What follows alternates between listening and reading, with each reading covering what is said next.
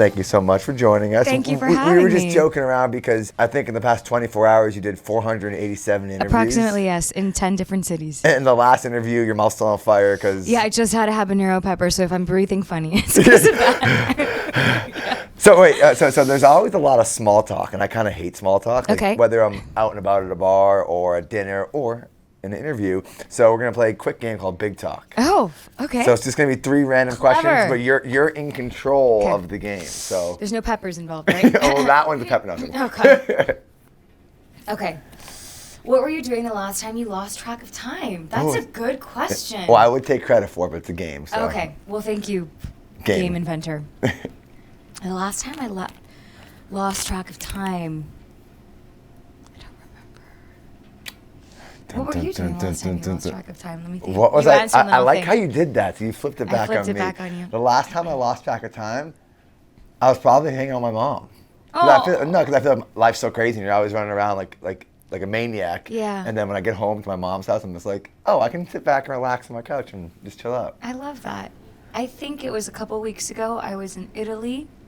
I was there for a performance, and then I spent a couple of days there with some friends, and I think the last time I lost track of time was there. Okay, there we go. Yeah. We're going to keep it going. Okay. We'll do 2 just to... Describe a turning point in your life. Ooh. These are the hard-hitting questions. No, good job, This game deck of inventor. cards, this is taking my job. This is big talk. Yeah. A couple turning points, I would say. Like Descendants was a big turning point in my life because it changed my life. Mm-hmm. And I would say Purple Hearts is another turning point in my life. Well, Purple Heart's obviously absolutely amazing. Also, we were talking earlier, and you were saying you're going to Miami next? I am going to Miami next. And I kind of like flipped thinking you're doing an interview, but your mom, your family's in Yes, Florida. I'll be with my mom. So you're going back home to see your Yes, mom? for this weekend. So that's awesome. So obviously she did something really cool for you for Purple Hearts, and you kind of watched it the first time together, and she like filled the house with balloons. You're right, yes. Yeah. So a couple weeks ago, I had gotten home. I was in Miami doing press with Frankie and everyone, and I walked into her apartment, and it was full of purple balloons, and we watched it for the first time on Netflix together, which was really special. And talk about sharing that moment with your mom. It's just, I'll never have the words to describe it. You know, my mom is my everything, my best friend, my compass, and we're also kind of partners in this journey together, and she's been by my side ever since I was 3 and dreaming of this, so to live this together is really, really special. And that's really cool because me and my mom are best friends. Really? I love literally that. best friends. So I have to ask, and in the hot and steamy moments of that movie, is it ever awkward with your mom right next to you? You know, I asked her, and it wasn't. I think because she was able to kind of disconnect from Sofia versus Cassie, because Cassie's so separate from me. And also, I also worked really hard to make that scene really tasteful and more so like tender and emotional rather than sexual. So I think it was okay. And I think you did a great job doing that. Thank you. Appreciate it. I think real quick we're going to FaceTime my mom. if that's cool with Stop you. it. So What's her name? Carol's her name. Carol, okay. She's a special ed preschool teacher. So she's a saint. She is, I actually call her She's a a saint, saint. so it's funny that you use Saint that Carol. word. And she's probably the only person that might be sweeter than you because you're one of the nicest people I've Oh ever my met. gosh, that's so sweet. So let's see. I told her she has to answer. She has no idea what I'm doing right now. Okay. Let's see if she does. Does she know who I am? She has no idea what's going on. Okay, cool. But we'll say hi to her. I love that you're best friends with your mom. Oh, I'm Carol. saying best friends, and now she's not answering. She Right, said she has to right, get right. kids She's off. ignoring. Here we go. Oh, you answered. Hi, Carol. Say hi real quick, Mom. Hi. So Oh. this is she's so good at acting. She knows exactly what's going on. This is Sophia, but we have a question for you real quick. I have a sister, obviously, or you have a daughter, Mary Ellen. If Mary Ellen was a movie star, and she had a hot and steamy you-know-what type scene in the movie, and you had to watch it next to her, what would you think during it? Would it be weird for you to watch it with her?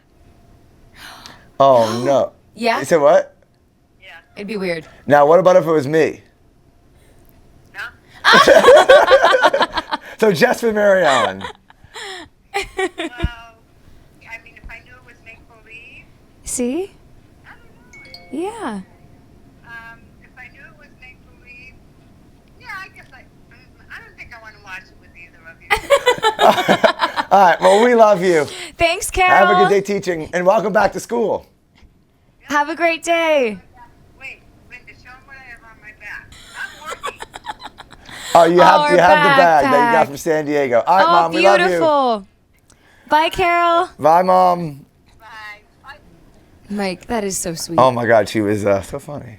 Well, she had bad service. All right, so now back to what really matters, Purple Okay. Hearts. It's crazy because that movie you guys were like 5 years ago talking about it, right? Yes. And it takes all this time to come to be on Netflix and all that. But when you get that phone call on Netflix or their people hit your people and they're like, this isn't normal. Like you guys are getting so many That's exactly what the phone call was. So when you get that though, like, what's the first thing that goes through your head? Who do you call? How are you feeling in that moment? My mom, and Wow, a lot of mom stuff a lot going of on mom right now. stuff. Wow, We're bonding. connected in that way. My mom and we just kept every day. It just got exponentially bigger, and they just kept saying, like, you don't understand. Like, this is historic. Like, Yeah. this is not normal. And to me, it was overwhelming and so gratifying because I poured so much of myself into this movie. Yeah. And I was at my most vulnerable when I was shooting it, at my most vulnerable when I was writing the music. So it's like really my bare heart. Yeah. And for it to be so embraced by the world it's like something out of my dreams and beyond that. So we came to the conclusion that I'll never find the word to describe what I'm feeling. Yeah, but it is crazy and how, I guess, viral's the word that everybody uses Correct. for everything It's- nowadays, yeah, right? yeah. But like this how it really has taken over and how the world has changed, right? Because before you could see the people going to the movie theaters, you could see all Right. this, and now it's just kind of like it's almost like putting out a TikTok, I guess. Like you just put it out there, then you like kind of check back every Yeah. how many views does it have and all Yeah. that. But the cool thing about this movie too, and I can see it in you, is how many young girls it influenced, right? Because Yes. Cassie's so fearless, she's She loud, is. she's outgoing. Talk Yeah. about why that is so important to you. You know, that's one of the reasons why I fell in love with this script and with this project, is because it wasn't just a love story, but it was a really important love story. And my character really was like a voice of this generation. She's loud, she's fearless, she's passionate, she's unafraid to fight for justice and fight for change. And that's, you know, reminds me so much of the young women that are kind of leading the way of history nowadays. And Cassie has meant so much to so many. And an also really important part to me is she's a type 1 diabetic. Mm-hmm. And that is underrepresented in film and TV and not really spoken of. And people aren't really aware of the healthcare crisis, the insulin crisis in the country, and how, you know, young girls like Cassie literally can't afford insulin, that they need to wake up the next morning. So to be able to shed a light onto that and be a part of that conversation was always so tremendously important to me. And that's awesome. I actually wasn't really planning on touching that, but it's such a powerful thing, right? The healthcare issues, diabetes. Yeah. Is that something that you have seen in your life or in your family, or what made you want I to bring think that we all in? know women like Cassie, or we've Yeah. all been there at some point in our lives. So to be able to bring that story to life was so important to me. And it's cool because you always say that, like, whether it's music or it's movies or shows or whatever it is, it's about like bringing change or just getting things out. Correct. And you said that you actually even learned about yourself from the Yeah. character Cassie. So talk about that. So I was absolutely terrified going into this movie. It was my most scared I had ever been in my life. I think I just put an immense amount of pressure on myself and expectations, and I was doubting that I could deliver and become her as like vulnerably as I needed to, and it was my most challenging role yet.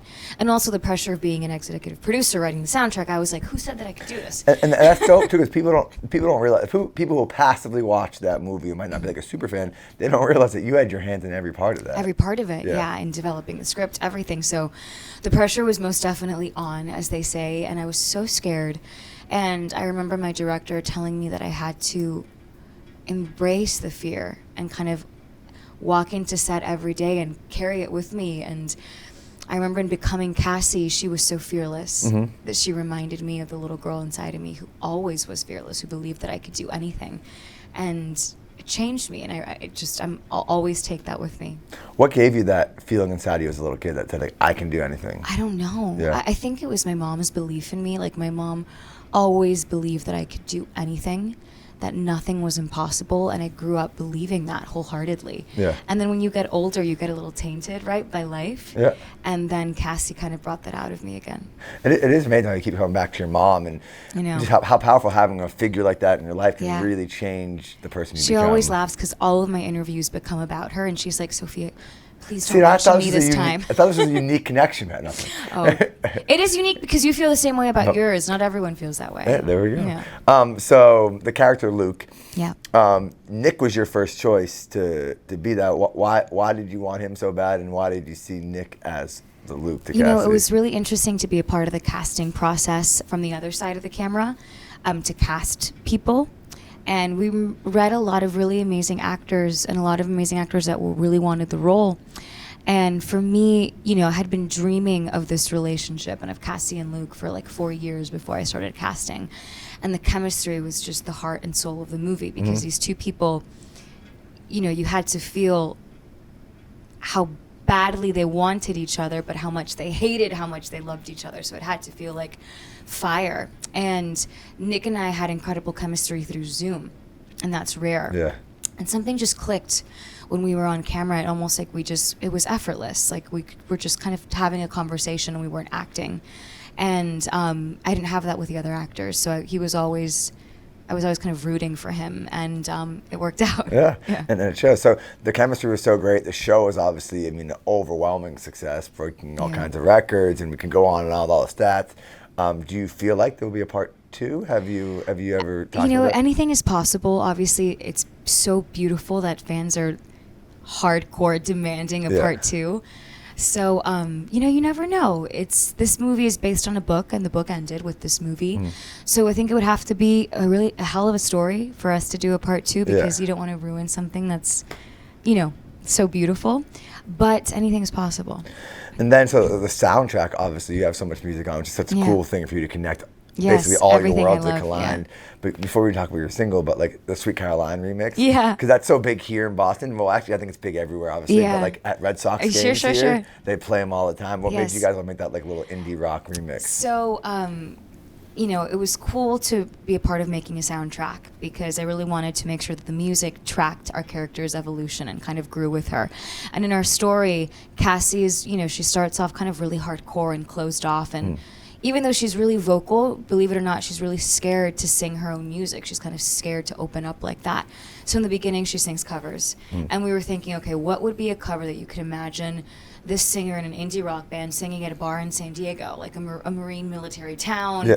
And Sweet Caroline is just a classic, and everyone loves Sweet Caroline. So we did this really cool indie rock and roll version, and it's been such a hit. I'm so happy. And it's funny because I was asking them earlier, I'm like, I was saying, no, that song's big, right? You hear it all the time. I'm like, but in Boston, it just seems so big. They play it at every sports game, but then you realize it's everywhere. And then the song "Come Back Home" for you, I believe you wrote it from like the Cassie's perspective, but you also wrote it so anybody can relate to it. That's what we wanted. So I wrote the soundtrack with Justin Tranter, who's just incredible and one of the greatest songwriters of our time. And when we started writing "Come Back Home," it was the most difficult song to write, because we had to kind of accomplish so many things with it.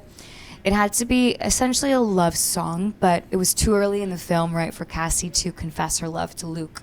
So we had to find a way of her saying what she wants to say without saying it at all.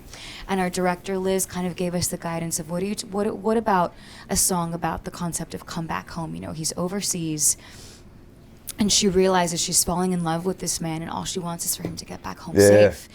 And of course, so many military families experience that, but also so many people who miss the ones that they love just want them to come back home. And I mean, especially even during COVID, right? Especially during obviously, COVID. Military is one thing, and that's a huge feat. And that's so hard to an immense sacrifice. But even during COVID, I feel like so many people wanted to see their loved ones. Exactly. I couldn't see my mom; just scared to get her sick. Yes. And a friend of mine, funny enough, when she listened to the song, she hadn't seen the movie, and she was crying, and she said, "This reminded me." It was a very personal journey of her coming back and finding herself. So it's beautiful to see that the song has meant so much to so many people. That's awesome. Do you think there could ever be a tour as the character Cassie? I don't know about as Cassie, but definitely me performing the songs, I think, is definitely something that we're talking about. And then you have so many accolades, so many amazing things. I think everything I watch of you, it kind of starts off with. like literally it's crazy. It's like a drum roll. I don't know, like this is that. Thank what's you. one thing about you or characteristic or accomplishment or anything that you're the most proud of? Because there's so many things, and when they say it, like I could start the interview by saying she's this, that, won this award, but what are you most proud of? It's a great question. Thank you. I will say two things, two parts.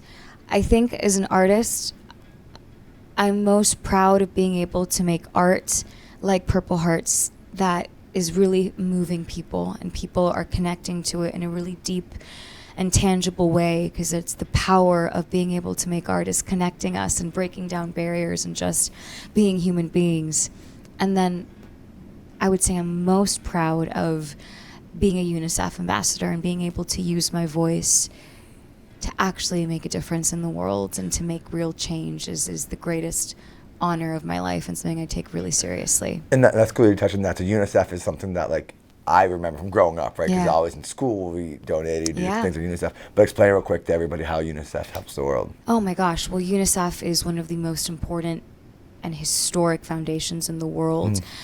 They come from the United Nations, and their goal and their mission is to save the lives of children around the world and to improve the living conditions and the education of children around the world. And they work endlessly to protect children fearlessly.